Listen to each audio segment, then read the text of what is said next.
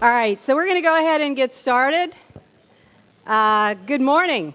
My name is Barbara Duganier. I'm pleased to be the program lead for our program this morning on innovation and disruption. And as typical, there are so many people responsible for the content and ideation of this program, our fantastic program committee. And I want to give a special shout out to Julie Pitts for the genesis of this program, because about a year ago we were sitting around talking about we planned a year in advance for our programs, and she said, you know, there's CES and there's South by Southwest, and let's get Aaron in Houston. And so it was a lot of planning that went into this, and we're really thankful for that.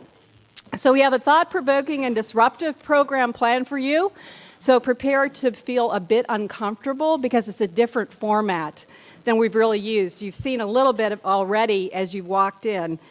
You'll walk away learning more about changing nature of business models in industry, how companies are rethinking competition, and the convergence of disruptive forces. More specifically, we'll explore some of the new technologies featured earlier this year at the Consumer Electronics Show. You've seen some of the feed as you've come in. We'll take a deeper dive into the disruptive trends in two industries, retail and healthcare, and provide useful tips to the audience on how we as board members should be addressing the immense opportunities and risks resulting from these innovations and disruptions, and the key questions we as board members should be asking.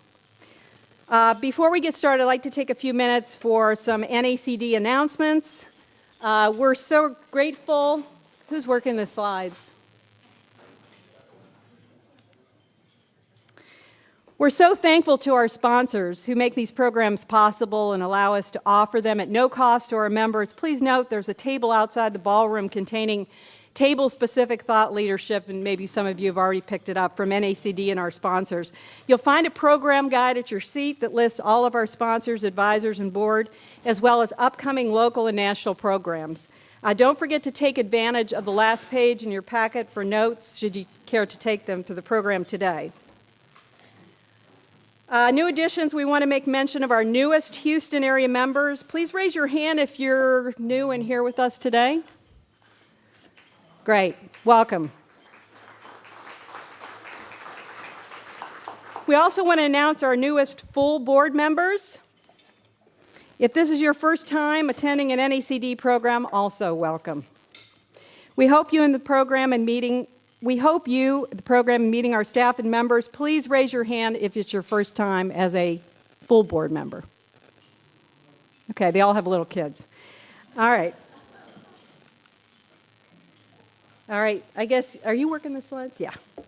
So recognizing that boards are facing unprecedented disruptions, a proliferation of information, and increasing expectations, NACD Fellowship helps directors navigate this dynamic environment with a continuous improvement plan.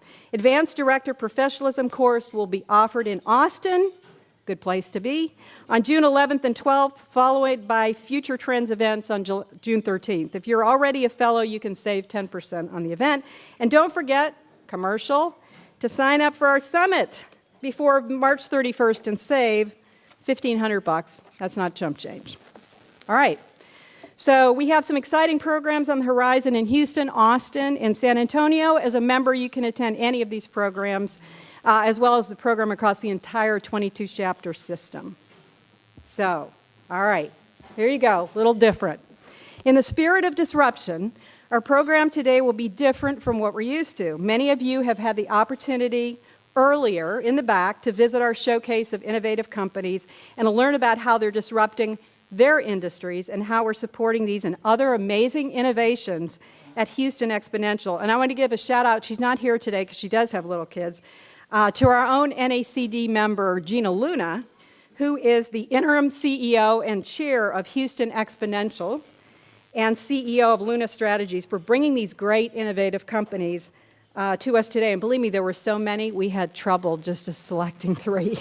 So, before we start our program with our fabulous speakers, we're going to have Michael Sklar from Houston Exponential, Chris Robert from Ambient, Jonathan Northrup from BetaCat, and Brittany Barretto from Fairmore present their 1-minute elevator pitches to all of you about their company's innovations and how they're disrupting their industries. So buckle up, listen well, and be prepared to be disrupted.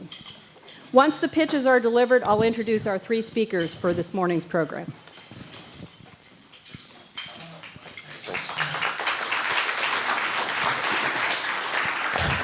So this is a bit of a speed talking exercise. So Houston Exponential is a newly formed organization. It's a convening organization that's made up of university presidents, Fortune 1000 representation, city representation, and of course the startups. And what we're trying to do is essentially jumpstart or restart the startup and innovation ecosystem in Houston. We are lagging. Houston is not doing very well. As many of you know, we missed the Amazon bid. We're ranked 25th in the country in venture capital investing. So what we're doing is we're going to fix this. So we've got 13 committees that have been formed to solve this. The most interesting one is probably thematics, where we're saying we're not going to be just oil and gas and life sciences. We're going to be Internet of Things. Excuse me. It's hard to talk this fast. Healthcare, life sciences, Internet of Things, robotics, and missing a key one.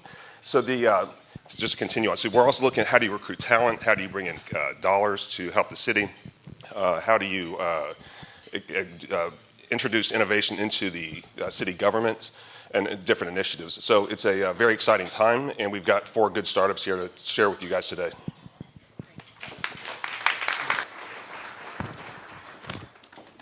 Morning, guys. My name is Chris Robart. I'm the president of Ambient USA.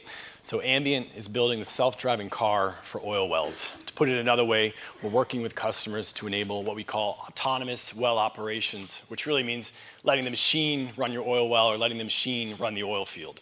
So we're leveraging best-in-class technology tools like artificial intelligence, machine learning, and IoT devices in combination with physics-based analytics, deep domain expertise, and a massive proprietary data lake that's nearly 50 terabytes, equivalent to about 100 million operating hours.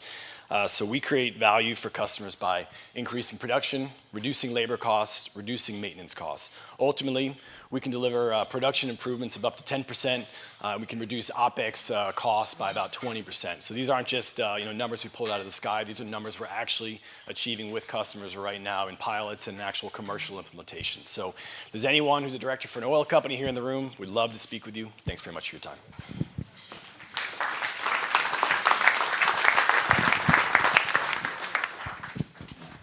All right, Beta Cat.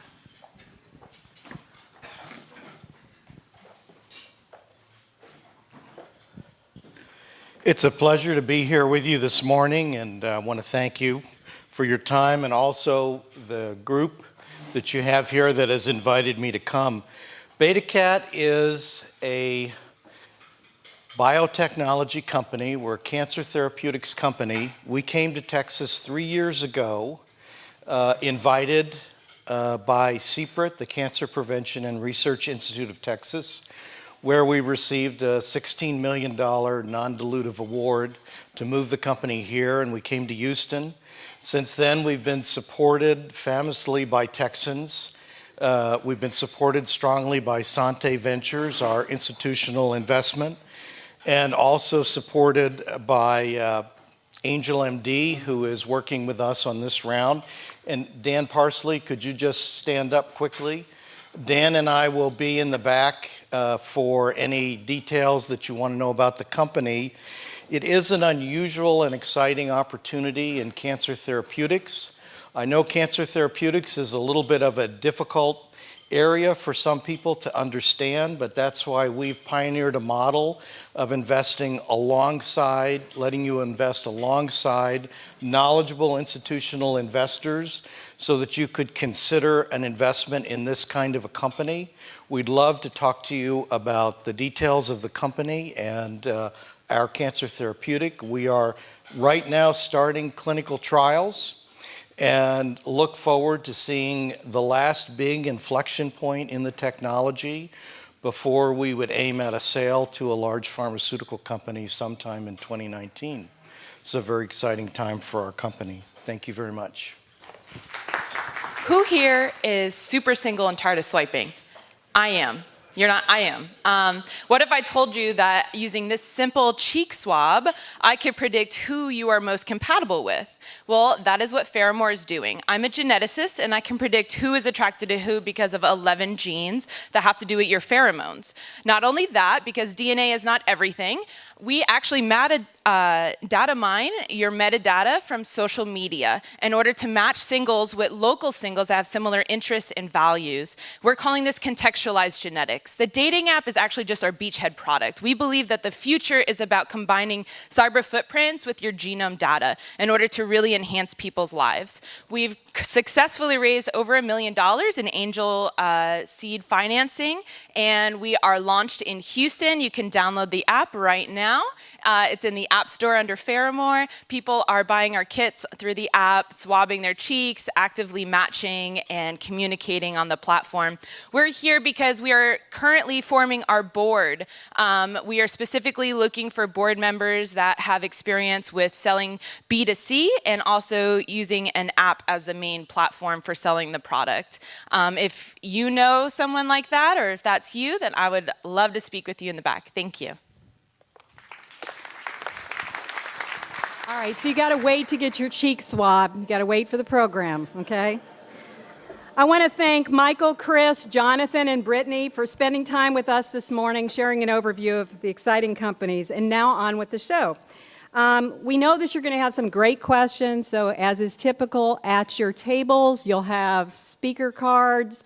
When you come up with a question, please write it down, and our staff will be around to collect those and bring them up to the stage. All right, so now I get to introduce our fabulous speakers. There we go. First, and this lady may not need an introduction, but I'd like to introduce you to our moderator, Aaron Essenmacher. Many of you recognize Aaron as the Chief Programming Officer for the National Association of Corporate Directors. Aaron's responsible for content curation, oversight, and execution of more than 60 virtual and brick-and-mortar education programs and events each year, including the amazing annual summit in DC or Maryland. Aaron is an award-winning writer, director, and producer with nearly 20 years of experience in broadcast and non-broadcast production, including films for, amongst other, PBS, the Discovery Channel, Animal Planet, and the History Channel. Aaron's the former chair of the board of Women in Film and Video, but something you may not know about Erin is she did a cameo as Theodosia Burr in a History Channel documentary about Alexander Hamilton, who's obviously now a very famous character. Our next panelist is Maureen Connors. Maureen is the CEO of Connors Consulting, a board director of the Fashion Incubator at Macy's Union Square in San Francisco, as well as the NACD Northern California chapter. Maureen's a former board director of Decker Brands, where she chaired 2 board committees. Her executive background is in marketing at Gillette, Levi's, and Mattel, where she helped launch many new products and increase shareholder value. Maureen consults with CEOs and boards on strategy and new technologies for increasing global growth and is a frequent speaker on these subjects. What you may not know about Maureen, though, before she went to the city on the Bay, she was here in Houston. Her husband worked at NASA, and she was a teacher at Duchesne Academy. Next to Maureen, down here, but they're coming up, is Aisha McCracken. Aisha's the president of Innovate Health Ventures, where she's a business advisor providing strategic guidance to CEOs and executive teams in health systems, medical group practices, and digital health startups. Aisha's also an advisor to the Medical Center's innovation engine, TMCX. She's recently founded Ignite Healthcare Network, an association of executive women interested in shaping the future of healthcare. Previously, Aisha's executive roles included Senior Vice President of Texas Children's Hospital, President of Texas Children's Pediatrics, Senior Vice President of the Methodist Hospital, COO of the Methodist Hospital Physician Organization, and CEO of Memorial Hermann Medical Group. What you may not know about Aisha, though, actually we had the same assistants for many years ago, or we had sisters that were assistants, so we got to connect it that way. But more importantly, what you don't know about Aisha, she brought a special friend today that wants to say hi to the audience before we get started. Ladies and gentlemen, please welcome the Chief Programming Officer for NACD, Aaron Essenmacher. Oh gosh, that wasn't right. Sorry, how embarrassing. Let's try again. Please welcome to the stage, Aaron Essenmacher.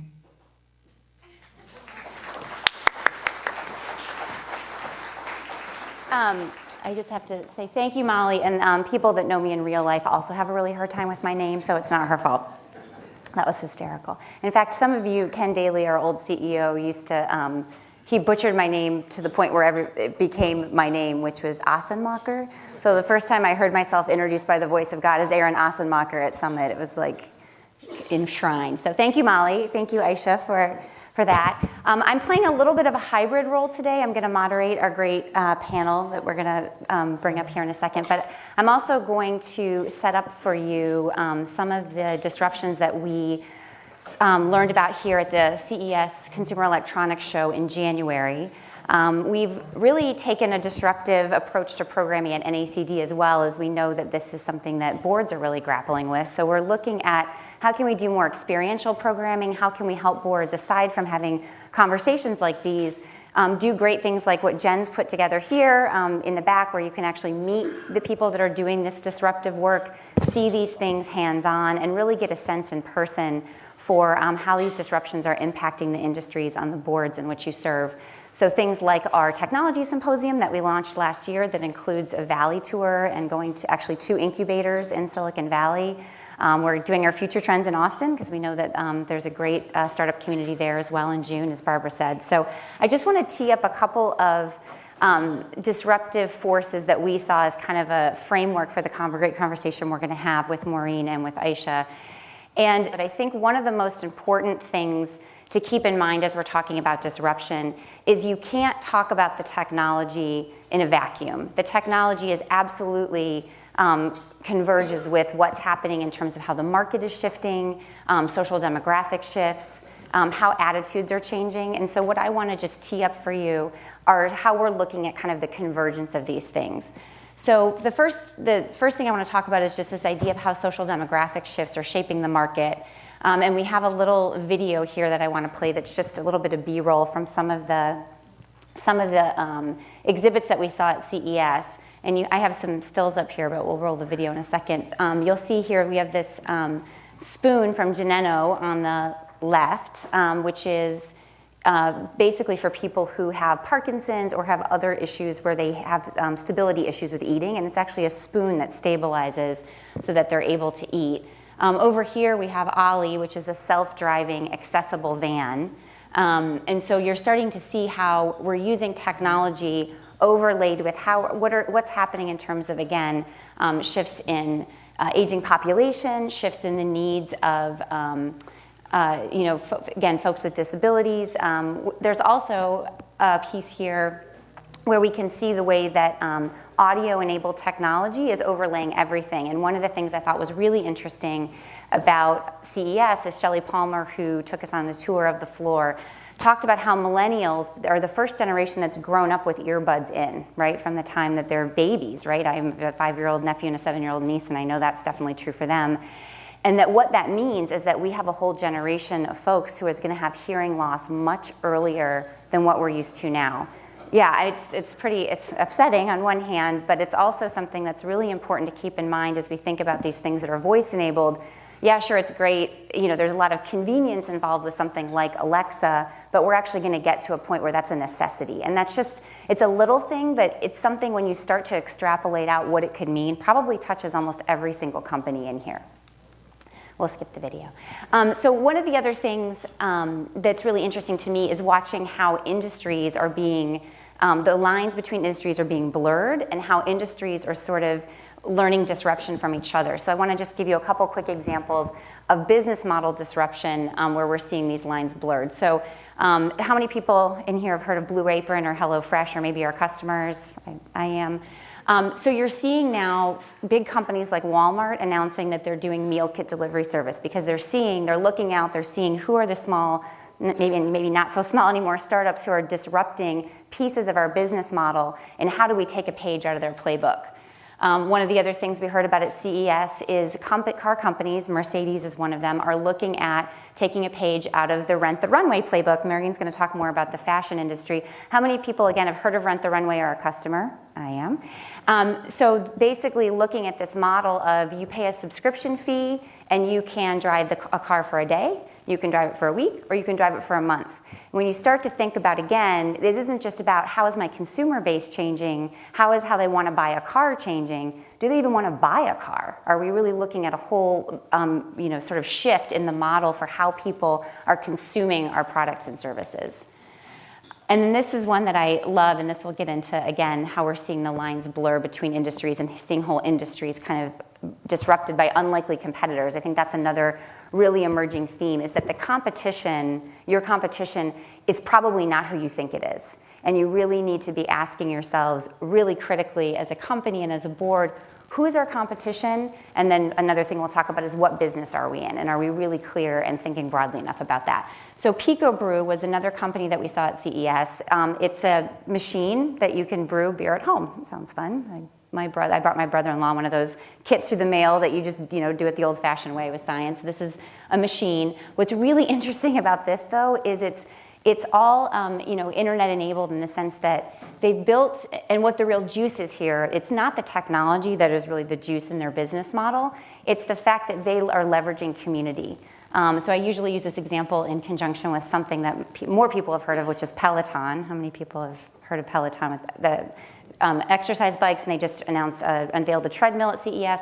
What they've both done is absolutely technology is a core part of that product, but what they're doing is leveraging community. So with Peloton, they knew that the cycling community, spin classes they're evangelists for that, right? People love it, they can't get enough of it, so they went out and gathered this nationwide group of kind of the best spin instructors. That's why people buy the bike. It's not the technology, it's because they get access to that community. With Pico Brew, what they did was get together this community of people who are home brewers or just are into craft beer, do it because it's fun, but they leverage this community, and you can see some of the brands up here, of 500 small breweries around the country. So you can get the recipe for Still Hill Brewery and make it at home. You can make your own beer and put your recipe up online and have people grade it and give you feedback. So again, they're leveraging community, and we'll come back to Pico Brew in a second because they just announced 3 weeks ago something else they're doing that's incredibly disruptive. So this goes back to this idea of who is my competition, but also, and Maureen will talk more about this as well, how am I thinking about cooperation? Because this, where we're going in terms of how things are converging and technologies are converging means you need to be cooperating. You need to look for partnerships. So we see, Ford and Pizza Hut, two people that we probably wouldn't have necessarily mentioned in the same sentence 10 years ago, who are partnering together to do self-driving cars delivering pizzas. Maureen will talk a little bit more about the Levi's and Google example, so I won't go too much into that.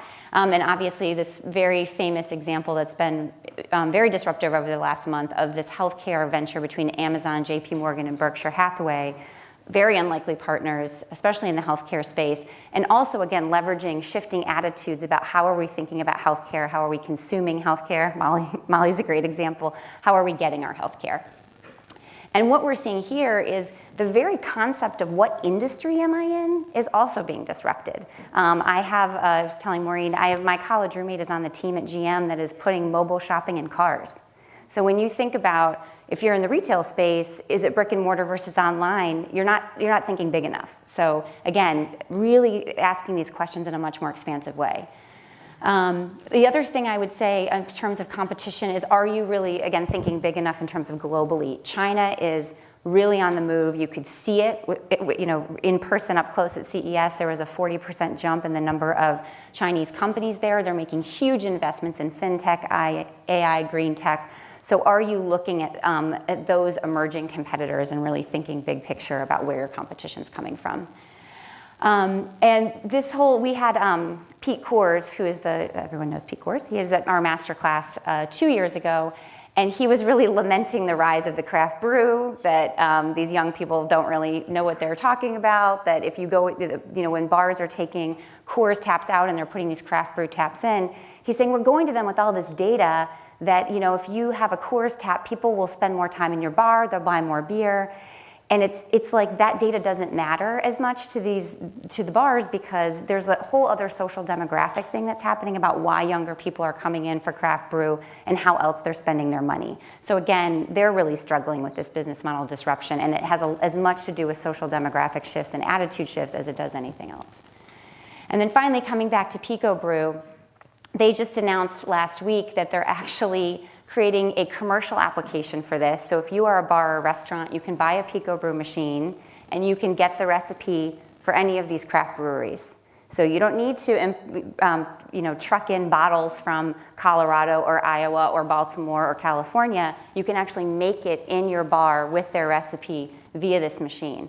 Think about what that means for distribution. Think about, when you start to, again, think about and extrapolate out the implications for how this could disrupt the traditional way that you think about your business, the business that you're in, who's my competition, what industry are we in, how is that changing? So that's really what I want to sort of tee up here, is just to encourage you to really be thinking much more expansively about some of these issues. And then I will, this is the self-driving car example, just really quickly. Again, thinking big picture, we had the founder of Travelocity speak at Masterclass, Terry Jones, 2 years ago, year and a half ago. And one of the things he said that really stuck with me as just a crystallizing example is when you think about self-driving cars, we think about, okay, well, they're probably going to disrupt parking lots and they're going to disrupt the way that we think about driving in cities. He said, well, think about if you're in the hotel industry. If I'm on a business trip and I would normally have stopped halfway, or even with my family going to Disney World, or that's an East Coast example, I guess, we drive to Disney World. But you stop and spend the night. If you have a self-driving car and you don't need to do that anymore, what is that going to mean for the hotel industry? And he said, this is the one that really, really got me, because I live in DC. We get most of our revenue from red light and speed trap cameras. What does this mean for cities? Are cities thinking about this? Because you have self-driving cars, you don't have anybody speeding anymore, and you don't have anybody running red lights. So are cities really thinking about this? And some of the more progressive cities in terms of how they're thinking about disruption are, but I can guarantee you that most of them are not, and that you can really see pretty quickly how that could create massive disruption very quickly at a municipal level, and even how that would trickle down to business. And then I just want to tee up this question that we're going to answer in the question and answer portion, where we're really going to get into how does this change how we think about risk as a board, and how does this change our oversight role as a board? So what does a gamified toothbrush have to do with liability and reputation risk? And we will answer that at the end. Maureen, I'm going to hand it over to you. Great. Well, I'm thrilled to be here. And thank you, Jen, Becky, Julie, everyone. You guys are the rock stars. Texas TriCities, for those who aren't aware, it's the aspirational model, and I'm very grateful to be here learning, and I can see what part of the magic is, so thanks for including me. Now I'd like to talk a little bit about the magic of consumer and retail, and one of my interests has been, I've always been involved with new products and always consumer, what I call emotionally involving categories, and sorry, I went too fast there.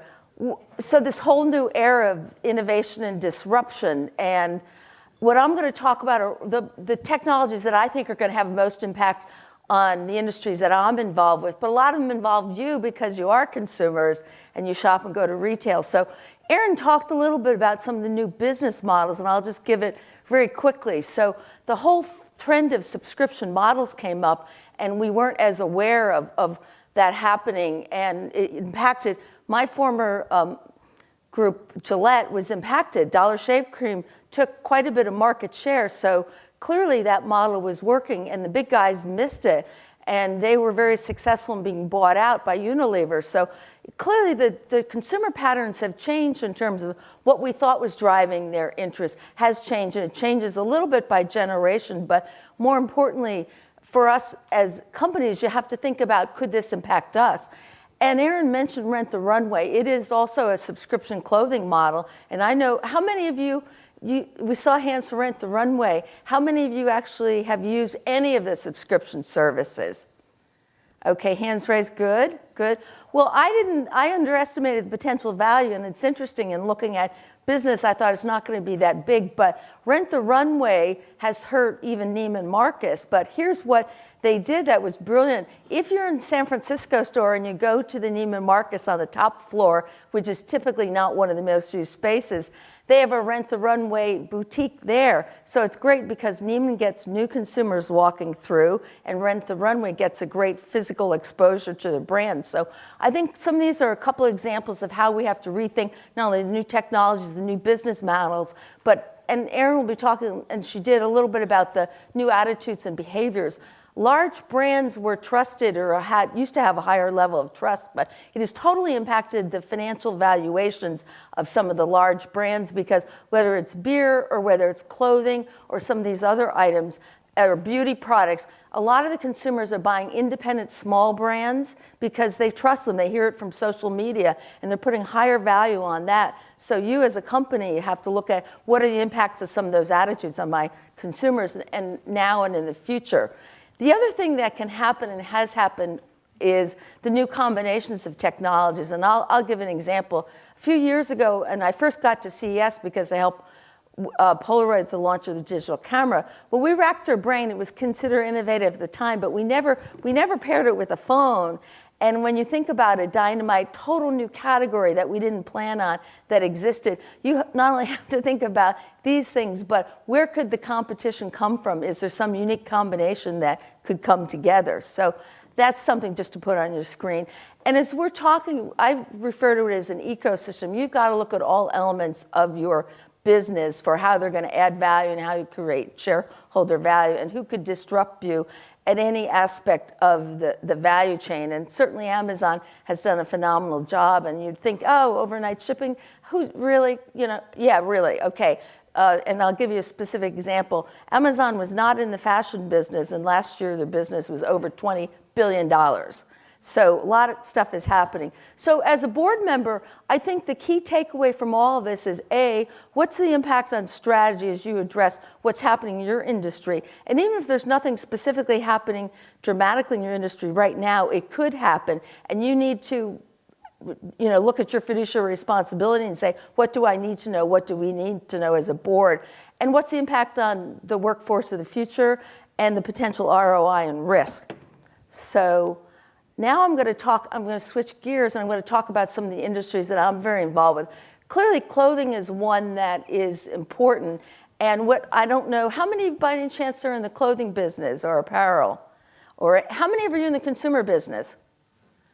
Anybody retail? We got a few. Well, anyhow, some of this is coming, and I'm asking you to look at these because some of this underlying technology, clothing and apparel, is getting smarter, and it's going to be more performance-driven. So I have a couple examples here. It's like Levi's Google jacket. On the Levi's jacket, the technology is in the sleeve. It's in a special button, and Google came up with the technology. You swipe your jacket, and it can help you. It's Bluetooth enabled. You can get directions, music, et cetera. It's hands-free. But the next generation is going to have even more. There'll be smart threads. And the idea over time is that clothing is a new platform. So right now we're looking at screens for computers, but in the future there's some models and examples of clothing as a platform. So that's an example. The middle one is a brand. How many of you do yoga? Okay, good. Well, there is a brand called Naughty X, and it's got haptic feedback in it. And if you want to correct your yoga posture, it does that. It gives you vibrations about whether you're doing it right or wrong. So check that out. And when you think about that, it's sort of the future because you're going to be much more interactive with your clothing. So there's a lot of applications, and who would think you'd have things like that? And Lowe's is already they're testing exoskeleton systems for their workers on the back. But I've seen future brands that are coming up where actually the exoskeleton system is in athletic wear. So you have motors on the back, they're tiny motors, and there's sensors in there too. So there's much more happening. So when you think about clothing, it's not going to be as straightforward as it was. It's going to have a lot of different aspects to it. So think about the implications of that and what can happen on your business. And now I'm going to talk about AR, and augmented reality is coming. And I put the picture of Tim Cook and Robin Roberts in there to make sure you saw it. But Tim Cook says it's going to be one of the most game-changing technologies of the future. And if any of you have the new iPhones, they've built in with these AR kit, and they've got developers working on all kinds of new applications. It's still early phases, but when Tim Cook says something like that, people pay attention. And so, again, you might be looking at some of the things, how could it impact your industry? So the example on the left is the furniture placement of Williams-Sonoma is using it, and so that's an example of AR. And then Vuzix Blade. So all of this technology you're going to see is ultimately going to be delivered on the glasses in the frame here. I'm going to show you some things where it's heavier, but the idea is that it's going to be very lightweight, very consumer friendly, so you almost have to think further ahead. And speaking of virtual reality, how many of you have had experiences with virtual reality? Wow, that's great. That's great. Well, Intel used a lot of it. It's going to be very immersive and gives you different angles, but it's like a whole new experience, and that will be the next wave. And while we're waiting for the glasses to deliver, Swarovski Crystals has beautified and blinged out the Oculus Rift. And virtual shopping, virtual reality shopping, I thought might happen this year, but in fact, actually Alibaba, to the point Aaron made about the Chinese and their tested with Macy's virtual shopping for Chinese Singles Day in 2016. So some of this is happening, and I'm so thrilled to see the people from Houston Exponential and what they're doing. It's happening much faster. It's not linear growth or sequential, it's exponential. And that's something boards have not been used to either. And I won't talk too long, but when I first saw it, I thought, this is going to ruin shopping. They're not going to have time. But what's great is I've got to meet Aaron's friend who's working on shopping of the future in the car, but you turn it into a lemon. So I can see boutiques and pop-up shops being done in a mobile way now. So that's certainly an example of one of them. And a couple things, too. Here on this is, again, with the industries that I'm involved with, voice activation is one of those technologies that is moving rapidly. And we've got voice in a lot of different things. And if you were to go to CES, you would have seen a lot of devices, including Kohler. There's so many companies and things that are being voice activated. And again, it hasn't happened yet, but in your clothing, to the extent you can miniaturize some of these technologies and ultimately embed them in products across a variety of categories, that is going to change things. Robotics, and it's interesting, this is the photo of there, it says DHL.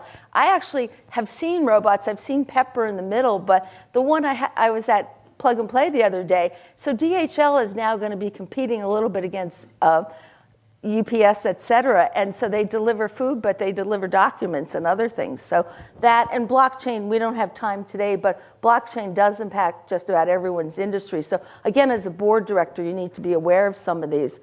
And I just want to finish up with 4 actions to take in terms of creating a learning plan for your board, assess potential impacts of these, improving some of the board skills, have more lateral thinking so you're thinking more broadly, and identify internal experts and external experts to help. And I know we have a lot of great internal experts and external experts here.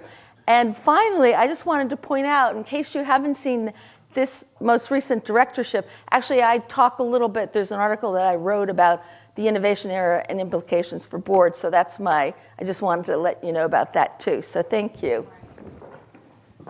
Good morning, and thank you for the invitation to be here and present on what's happening in healthcare. I've had a long history of working in healthcare in the Houston community with 3 fabulous organizations. We are incredibly fortunate in Houston to have tremendous resources, tremendous healthcare resources.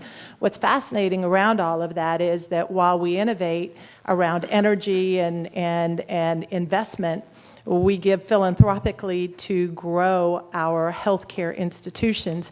There's an incredible opportunity with the types of innovations that are going on to really look at investing and helping to bring an innovation to a different level in Houston as well. And So if you look at healthcare, healthcare is pretty complicated.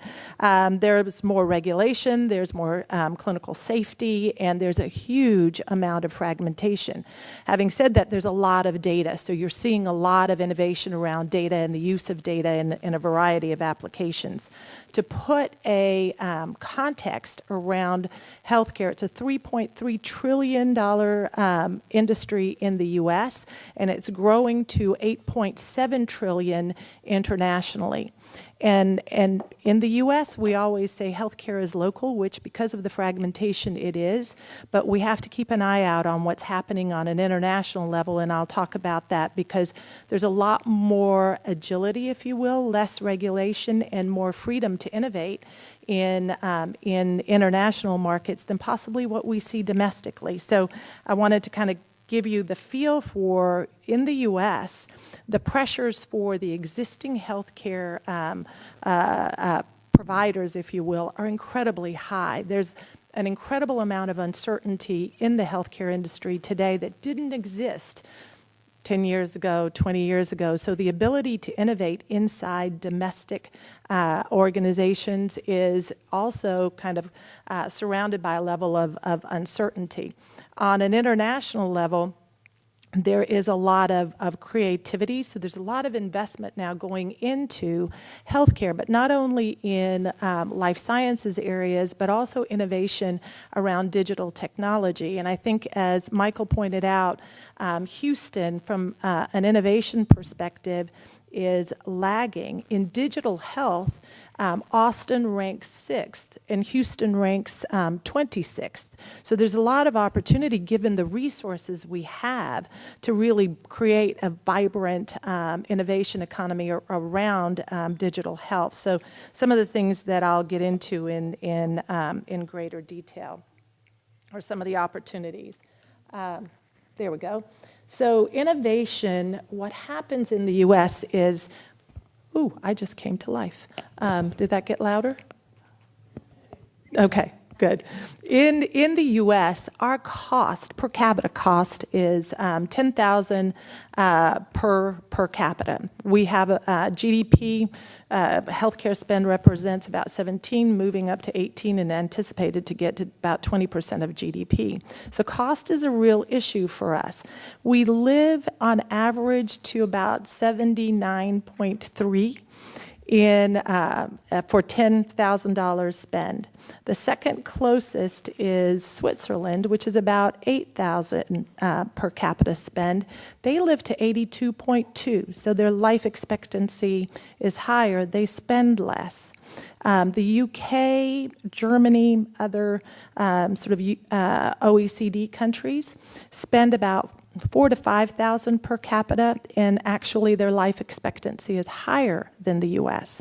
So what happens in U.S. innovation is we want to increase life expectancy, but we want to do it at a lower cost, right? So a lot of the innovation around the U.S. is disruptive. How do we continue to take care of more people, extend their lives, but do it in a cost-effective way? So a lot of these technologies that you're seeing here are things that are highlighted that address both the clinical and the cost imperative that we're dealing with. So where I'm going to speak most specifically is around artificial intelligence, because Molly and Sensley have been a client of mine. And so we've had a great opportunity to test out what is happening on the AI side. But as a practical matter, how many of you have not been feeling well and you've gone to CVS or to Walgreens for those convenient care clinics, right? A lot of people. And I ran pediatric practices for Texas Children's, and all of a sudden, what was quick and easy visits and business to the pediatric clinics started to move to the Take Care and the CVS clinics. So you start seeing that type of disruption. You saw it earlier with surgery centers where everything was done on an inpatient basis, but then it went to outpatient facilities. Now it's, on steroids, where it's going from brick and mortar facilities to apps in your hand.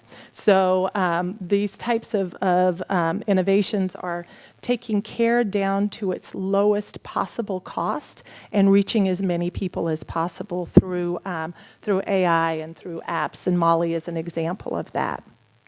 It's kind of a tiered chessboard is the way that I've seen this, given the opportunity to work with the number of startups that I've had as clients over the past few years. So there's the traditional industry players that are continuing to innovate, but they innovate in ways that continues to preserve and obviously take care of their business. A lot of it is motivated by government regulation. Do we have the Affordable Care Act? What happens with that, or has it gone away? If we look at the exchanges, the number of payers that participate in exchanges have been reduced. So in our city, as an example, Harris Health, Community Health Choice, they've had a lot of patients that have registered for insurance through them. How do they continue to serve broader populations? Think it differently. The non-traditional players, as we talked about, Bezos, Buffett, and Diamond, can they really do something to innovate and think it differently from what the traditional organizations are doing? And what type of disruption will that lead to? What type of technology? The Aetna-CVS merger, what will that do for pharma and distribution, and how will they think it differently?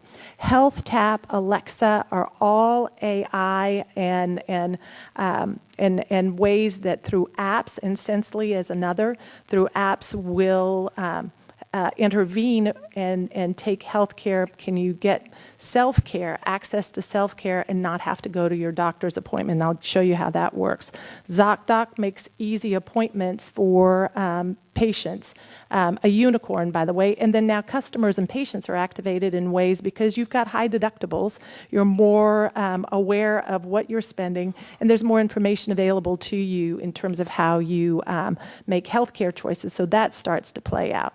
Then we can't ignore what's happening in international markets. So probably the one that I've seen most closely is the digital health efforts at the National Health Service in the UK, and they are progressing quite extensively. Molly actually has a sister, Olivia, who speaks with a British accent, and Olivia is available through a product called Ask NHS, where people in the UK can say, I have a headache, and she'll start to go through these protocols.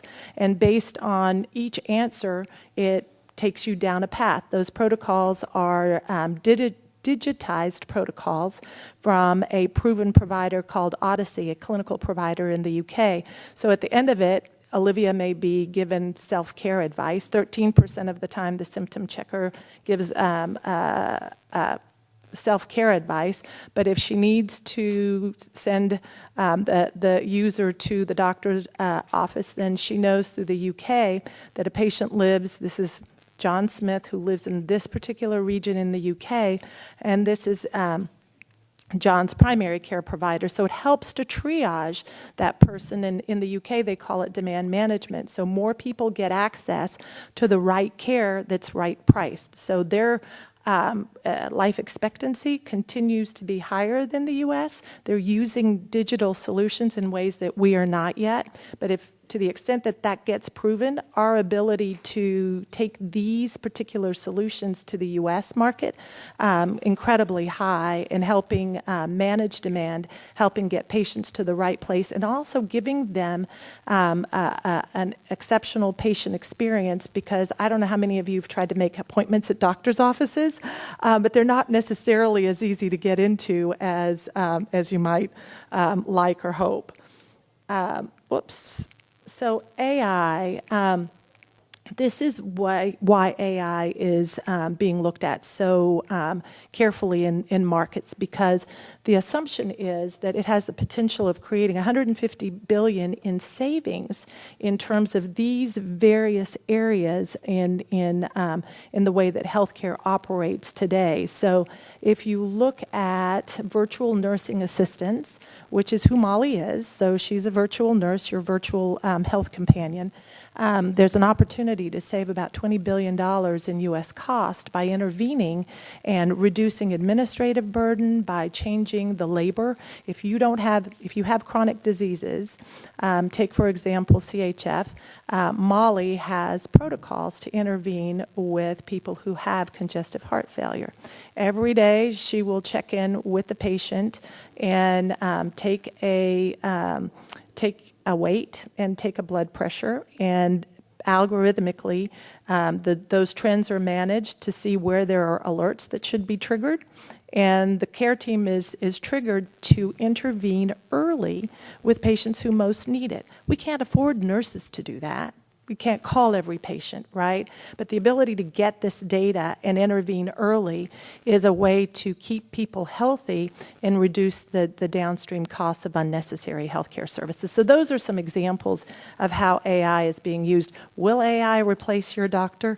Probably not. Will AI make your doctor better? Absolutely. So a lot of work being done in this space now. People are basically tech-enabled. So whether it's domestically, the use of smartphones, over 80% of the population has smartphones in the U.S. Globally, over 67% of the population has access to smartphones. So we're tech-enabled to be able to work through these types of apps. There's more trust almost in terms of the way people are using internet and accessing healthcare information on the internet. So technology is more accepted, being able to get information from outside of your doctor's office. People who have chronic conditions, so if you look at apps being used overall, you can see the difference between the overall use, slightly lower than people with diabetes. So people who have conditions are using these types of tools. There's a product called Patients Like Me, or a website. So if you have certain chronic conditions and you want to be in a community sharing information, Patients Like Me is a community that will provide information. So people are enabled in ways that we hadn't experienced before. So an example of what could happen from a board side is you can choose to adopt disrupt from the inside out type of approach, which Ascension in the U.S., as an example, is doing that. So they've got their own incubation group. They know what problems they want to solve, and they're inviting innovators in to look at those problems. The other thing is they've developed a solutions division that's not only dealing with addressing their solutions, but is now selling services to other organizations. So how do you think it differently in terms of being a healthcare provider? Mayo Clinic sells its content. So aside from patient revenue, now they're looking at other revenue streams based on these types of technologies that are available and their ability to leverage what they've developed. So when you look at some questions that you might consider asking is, as things are changing, what are the strategies within the organizations? When do you deploy them? Are you an early adopter or a fast follower? What channels do you have to own? Mayo sells its content. I've negotiated mutual reseller agreements where we've got Mayo content embedded in these technologies. And I think that one of the main questions is, can you see when things are going to be disrupted? Is there a conversation in the board that is looking at what the potential disruptors may be? Because they're not necessarily coming from the traditional sources that you might expect. They may be coming from outfit for yoga that has, the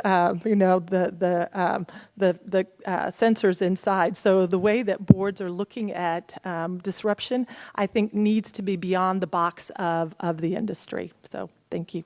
How many of you were at our summit last year?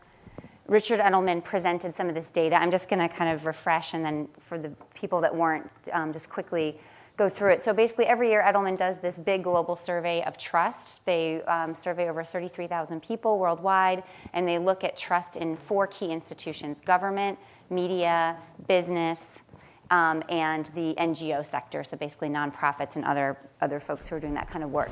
And basically what they're seeing is that there is probably no surprise, given what we're seeing in the news, that they're seeing what they're calling a trust crash. And that really is being fed by volatility There are a lot of pieces to that volatility, but as we'll see really, here, technology is definitely one of those drivers. So trust in government has dropped 14 points. Last year, it stayed flat. It hasn't gone down, but it hasn't gone back up. Trust in companies headquartered in the US dropped to 50%, and it's down 11 points over the past 4 years. So again, very relevant to what we're going to talk about here in the role of technology. And then the other thing I thought was really interesting, especially for our group, that Edelman did separately from their big public survey, is they surveyed investors. And they saw this really paralleled in the investor perspective as well. So that trust is driving valuation for investors, and that manifests in all kinds of different ways in terms of turnover and how they're looking at who's on the board. Man, I am really not good at this. Okay. And then they're also looking at, again, some of these things that we're talking about. So things like what's happening in the political, social climate. And I think that that extends to things around privacy and regulations around privacy. How are we thinking about that? And investors are basically saying, we don't think business is prepared. We don't think they're really looking at this as a critical risk or as an issue in terms of how it's shaping the business. We all know about the Larry Fink letter. I won't spend too much time on that. But basically, the reason I included that is I think it just underscores this idea that it's on everyone's mind, including the investors, about how are companies thinking about this. This piece on the left is investors basically saying, here are the things that we think companies need to be focused on in declining order of importance. So education, reform, training at the top, going down, and on here is what the general public is saying. This is what we expect from our companies if we want to trust them. Are you taking care of my information? Are you protecting consumers? Are you thinking about privacy? And then innovation. So again, very relevant to everything we're talking here. And when we're thinking about things like reputation risk, it's critically important. And then I just wanted to leave you with this, and then I'll bring it back to our gamified toothbrush and to Q&A with our panel.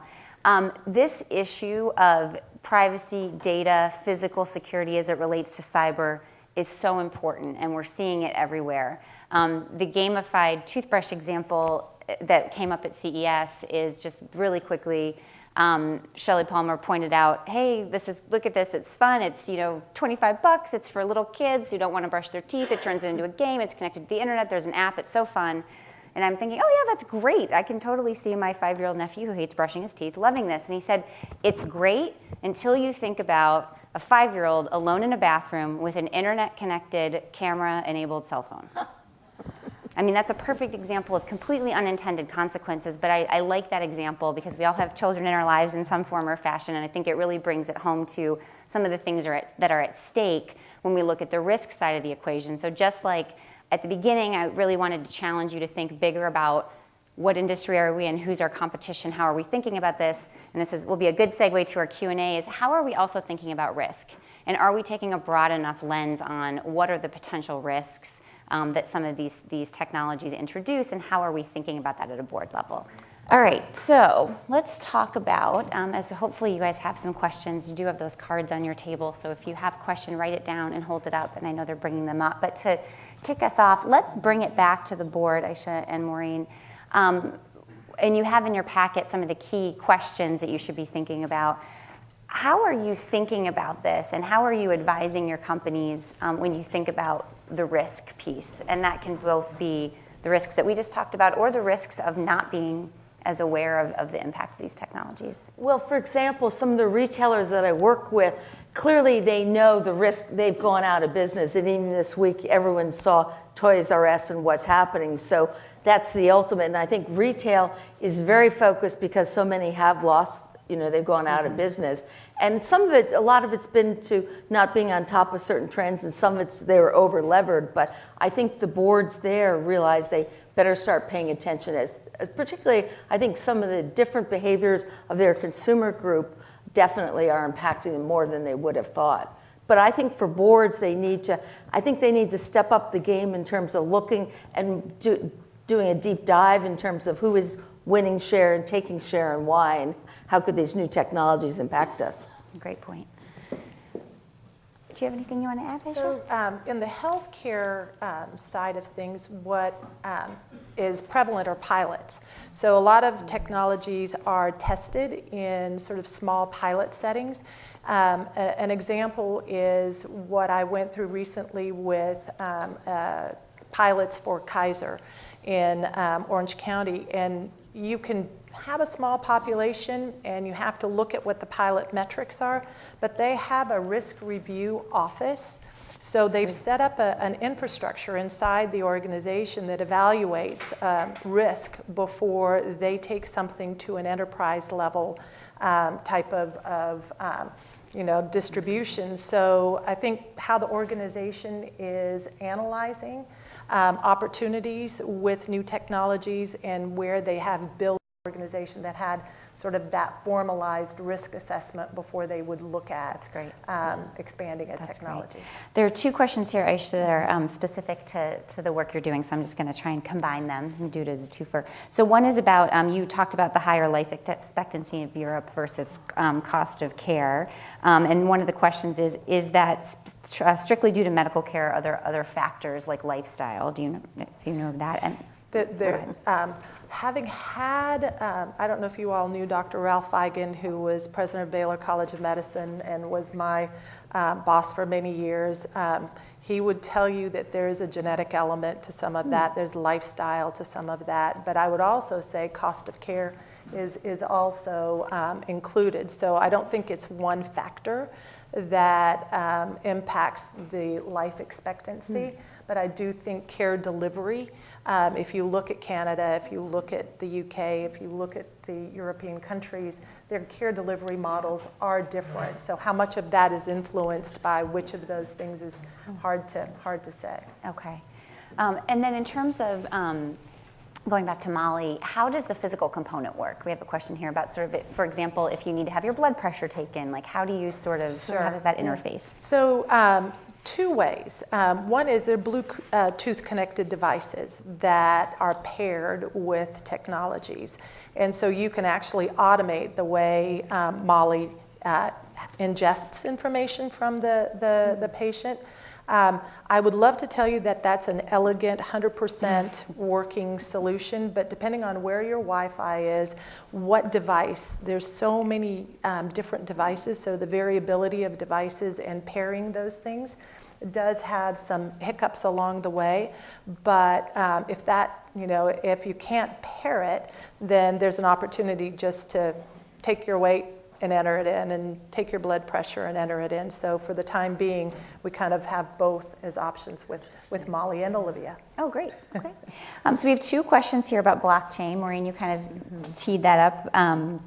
So basically the potential impact of blockchain, and if you're not someone who understands blockchain, which I have to admit I'm definitely at that camp, I'm still learning, where do you start? So if you're a board member and you want to understand the implications of blockchain on the business, how are you each thinking about that? Well, and I think that's a great question, and I could put it for blockchain and cryptocurrency and whatever. Actually, literally, I go to Google search and put it in and say, what is blockchain? Simple approach, and then I go by my industry. Who is working with blockchain in retail or consumer? And that sort of starts the process of narrowing it down. Give examples of that. And in the case quickly of blockchain, say in retail or consumer, they're measuring everything from where the product was produced, that they can authenticate every step along the way. And that's really helpful. Some ways from security, for sure, but authenticating each part of the process. And I know the food industry, it's really going to be big because they can sort of guarantee to say, we really do look at what's happening to this whole part of the process. And I know that's only one potential benefit. So it's a huge impact. Is there anything you would add, Aisha? No, I would say that blockchain is being discussed in healthcare circles, but as far as there being any real practical applications that I've seen, it feels like it's very early on and people are trying to decipher exactly what utility it may provide. So I think in healthcare it's very early. And it's a great point. I know there are a lot of issues around scalability, for example, but I think it's a perfect example of some. They're great questions that it should be on your radar. You should have a basic understanding of because of the potential impacts. I just have to give a plug, and the reason that we program these things is because we're hearing from you, hey, this is what we need more of. So for example, we'll be talking about this at the Technology Symposium in July. We covered it at our summit last year, we will again this year, and I will send to Jen, we actually did a webinar on blockchain, and we have all those links archived, so it's obviously complimentary. So I'll send that out as an additional resource for this conversation. How are you thinking about this? I drove to Houston from Austin, where I was at South by Southwest all week, and this was a big topic, as well as blockchain. How are you each thinking about the human workforce of the future? So when you think about these technologies, and that was kind of the message at South by, was hopeful, kind of like yours, Aisha, that there is going to be a shift, but hopefully what's happening is this is augmenting as opposed to just completely replacing. It'll just change the way we work. But how are you each thinking about the human element? Yeah, I think that's really big because we don't know. And I was saying to Michael last night, this is the era. It's okay to not know because there's so many new things happening. One of the, I think, most valuable things is being intellectually curious and making it okay to look bad, to say, why is this really important? How can it help us in the next, being very immediate, 3 months, 6 months, 5 years? And as I said, I was blown out because some things are happening sooner. But I think the workforce of the future and training and the skills, the CEOs and the boards are definitely going to have to work together about what are the critical needs from an education standpoint. And I think they need to role model being willing and open to learn, because even if you're an expert in blockchain, you may not know about voice or AR. So I think one of the most important things is showing people we're continuous learning, lifelong learning. It's a value that everyone thinks is important. I think that's critically important. So workforce adjuncts, these virtual assistants obviously will provide an adjunct and a lower cost way of collecting information. So when the electronic medical record was introduced into practice for physicians, it cut their productivity by 20%, maybe more depending on what was happening there, but essentially they became scribes, right? They had to put data into records in ways that were legible. Their handwriting no longer worked. And so that whole process of streamlining data gathering, you see this Google Glass concept, you see Nuance, which is natural language processing capability. So how are we collecting information and taking away this scribing process from doctors? So that's one area where the workforce may be a virtual workforce. Clinical workforce is an interesting thing because states have regulations and you have to be licensed to do certain things. So the concept of telemedicine and being able to work through telemedicine is now it's reimbursed, but can you consolidate workforce into certain areas that doesn't get restricted by licenses? So regulation around workforce for healthcare is also another kind of hurdle to have to work through. So yes, we're going to have to look at how to bring things down to the lowest, most capable person, and sometimes that may be Molly. Yeah. I also know that we're seeing a lot of, and you probably have heard some of this in the environment, a lot of talk about retraining. There's a huge emphasis on going back to apprenticeships when we're thinking about sort of how to train the workforce of the future. And there are some companies that are really great models for how they're thinking about this internally, not just from a straight company strategy perspective, but how do we think about sort of the greater good and what's our role? AT&T is a great example. Amazon's doing some of this as well in terms of retraining. They're seeing which jobs are going to be disrupted in their own company and helping to proactively retrain those workers. So there's some really good models out there. I'm going to go to our last question, but I just want to underscore what you said, Maureen, because I actually think I got this question in an interview we did about key takeaways from South by for the board, and they said, what skills do you need? What's the most important skill? And it really is, I think, what you said, which is to be intellectually curious. When we look at the companies that are really suffering the most and are being left behind, it's because they thought they had it figured out. They thought they knew what business they were in. They thought this competitor over here, or this company over here is not our competitor. There are actually a whole strand of sessions at South by all about cognition bias and confirmation bias. Part of what you bring to the board is your wisdom and your business experience, and that is so critically important. But you need to be open to the idea, and we are in an era, because things are changing so quickly, where it is okay to say, hey, I don't get that, because chances are most people around the table, that also is true for them. But I just can't emphasize that enough. I think that's really important. Okay, this is actually a great question to end on because I think it kind of brings us back full circle to the tactical and how we really apply this. So assume you're sitting in a board meeting. How do you start the process? Okay, we heard about all this great disruption. How do I actually introduce it into a board conversation? So the first thing I would do is say, gee, we went to CES, talked to the CEO to say, can you identify for us some of the key technologies that will be critical for us as we go forward?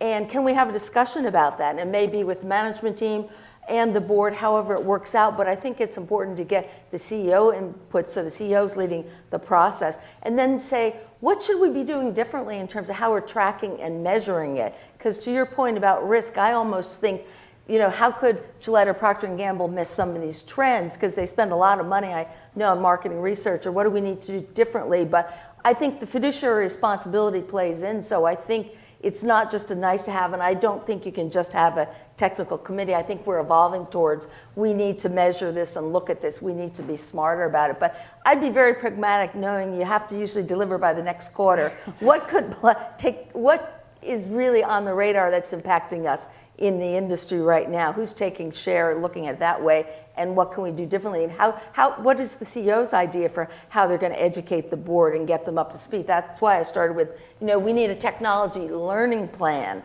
because we're all in this together in a way. Well, and I would say too, just again, don't forget the flip side of that, which is also too, what do we know about our customers? Is our customer base changing, or is how people consume or use our product or service changing, and how are we getting information about that? So it's the technology on one hand, and then it's how is the market shifting because of whatever else is happening in the market that may not be very technologically based. Right. What about for you, Aisha? Inside health systems and outside, so I'm going to talk about both.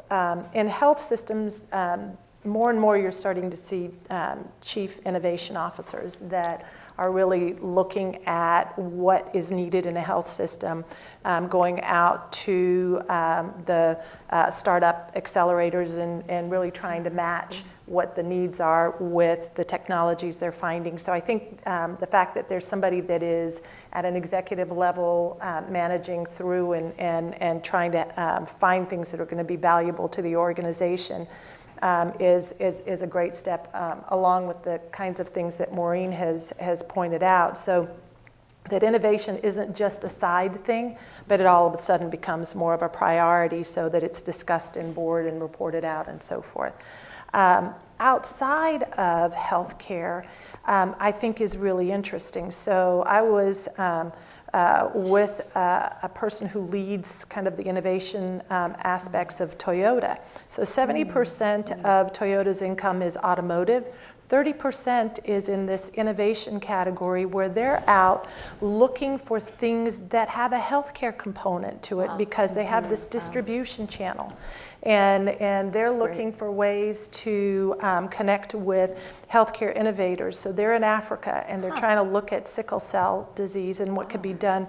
So innovation internally in terms of your own business, but thinking it differently in terms of, again, what Ascension did. They're now selling their services. So how you enhance your business seems like incremental innovation.